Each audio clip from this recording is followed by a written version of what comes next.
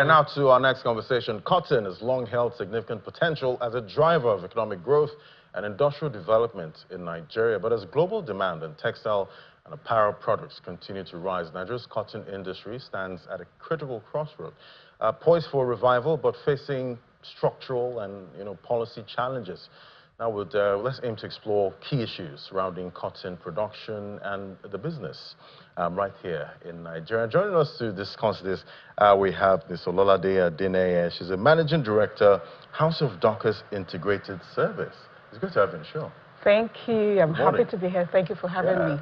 So I guess, we know cotton is really, really important, definitely for textile and all of that. And we used to be a big player. Totally, in the market. If we look at today's market, we're seeing the likes of China leading with global production of 26%, 32 million bales. That's what they produce in I think 2024. India, they come in second with 25 million. That's 21% of global production. We see the likes of Brazil, 17.0 million, 14% of global production. So it's the usual suspects, right there. Nigeria should be.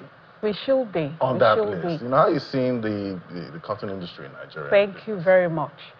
As you said, my name is Ololade. I'm the National Coordinator for the Cotton Cooperative Society in Nigeria. I'm also the coordinator for the CTG revamp, private sector stakeholders. Cotton in Nigeria. I was speaking to part of the people we're working on this together, Mrs. Ogunlesi, Rofantombo, and she said that it's a dream that its time has come. You mentioned that in the past, cotton used to be the CTG sector, so we're talking about the entire CTG now, we're not just taking cotton, used to be a major employer of labor. And in other climes, like you've mentioned, is still a major employer. And that's what we're working towards in Nigeria. We're driving towards, opening up that sector and opening the eyes of both the private sector, the international bodies, and the government to see what we have. We're sitting on gold. That's why they call the cotton the white gold.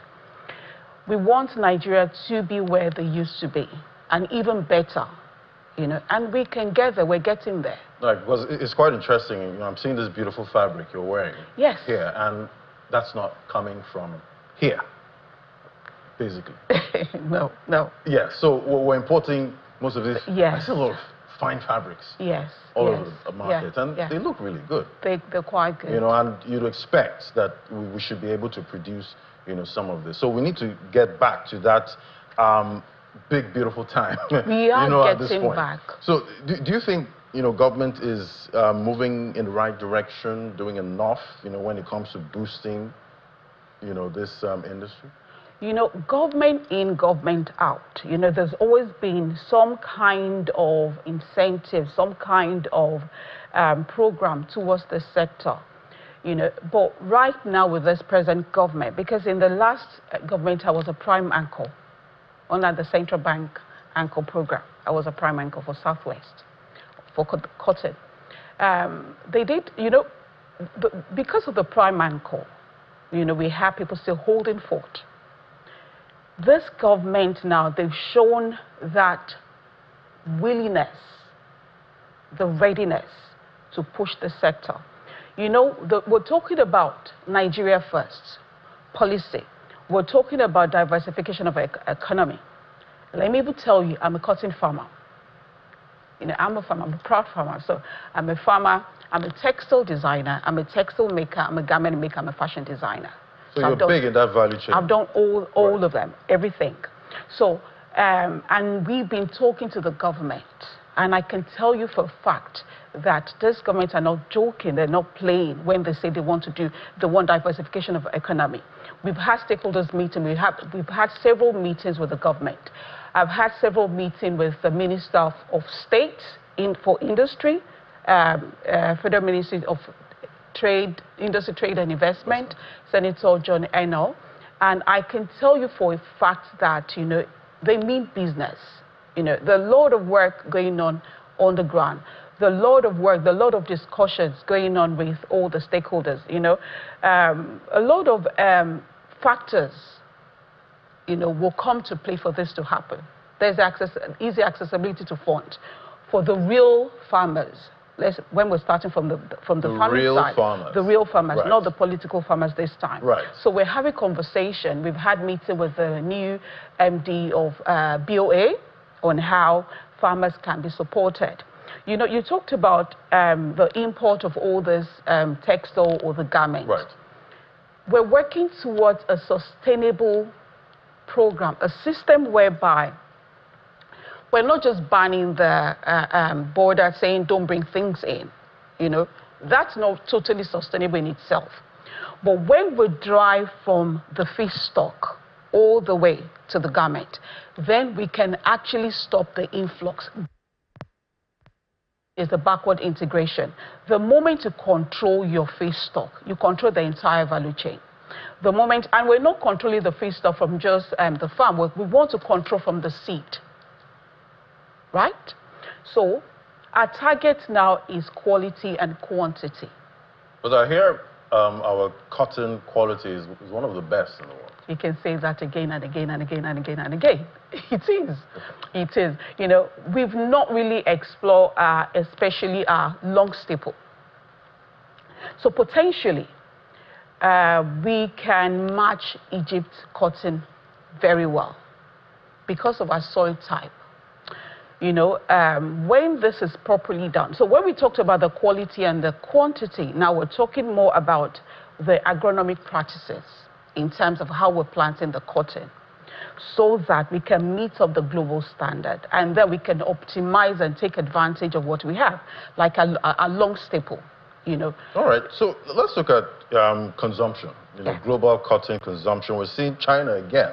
Yeah. They're the largest global consumer, about 34.49 million bales. That's what they consume. India is also there as the second largest consumer. Pakistan, there's significant textile industry, in the country there. So we're still seeing, big demand. But there's also this conversation about polyester. It seems polyester is threatening the position of cotton. At this point, it seems to be is that not the case? You see, cotton is king.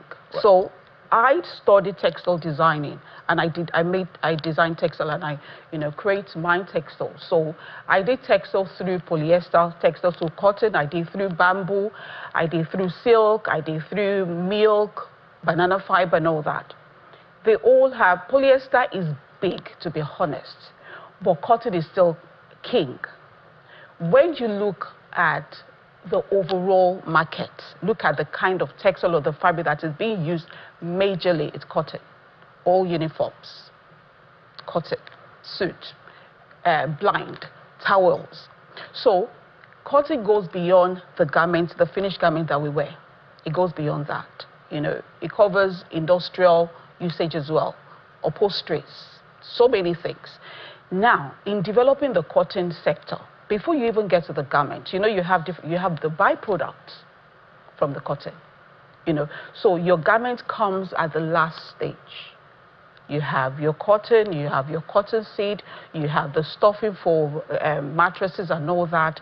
You have, the different byproducts, even the Naira note. That's from the cotton. So polyester is big, really big as well. But it can't take the position. You can't take that. That's why they call cotton the white gold. It can't take position of cotton. Fantastic. Oh, we'll keep watching the growth of that, polyester segment, because yes, I feel that's also where, a real business, player can actually, get into. Yeah, something I told people that CTG is an economy in an economy in an economy. So when you're talking about diversification of economy, in city there's still diversification of economy. So when you have the cotton from the farm and you have all the byproducts before you get to your yarn and all that. Now, when you get to textile, that's why you even diversify your economy. You come to your likes of polyester from gas, So you have your polyester and other stuff. So when we're talking as the diversification of economy for Nigeria as a whole, polyester plays a very strong role. So that's why the CTG goes beyond just the cotton. Although we're starting with cotton, when we get to textile, we have that diversification of economy, which includes that polyester, as you said, is big. But cotton is still king anyway. Cotton is still king. So you now get to the garment. All right, so definitely we can't run away from the business environment. Yeah. Doing business right here, the business environment. Has it improved? Have you seen improvement significantly? When it comes to business production. Since my engagement in a couple of months, I've been having several conversations. I will say that the environment now is more friendly for business. We're not where we want to be, but it's a gradual process. Excuse me. So I was talking to my people abroad, diaspora, and I was telling them, we need both the private sector and the public sector to work together. The public sector put out the policy, implementation. We have to hold them accountable for that from the private sector. It's all about narrative. People can say anything, we can say this and that, but have you really tried? So we keep trying. There's policy intervention. You have people that do that. Engage people, engage the government. We're putting together a private, big public sector conference very soon for the CTG stakeholders.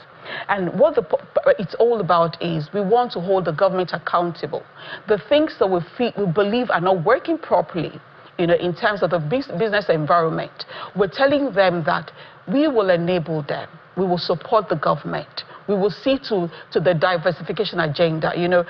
I remember the president said something in his interview during the campaign, 2022 NESG interview. Okay. He said something. He said, when it's looking for cities that understand or can be creative, bold, courageous, and innovative. For me, I tell the people around me, we have to be that people. We have to be that people that understand creativity, boldness, and we have to be courageous to move this economy to where it should be. So it is working hand in hand. We're not where we are. It's not about complaining. It's about working together with the government. That's how I see it. Right. Not about complaining, working together. Good place to anchor it there. Thank you so much for coming today. That was Ms. Ololade Adene. She's the Managing Director, House of Dockers Integrated Services. Thank you so much. Thank you for having me. Thank you very much. Thank you.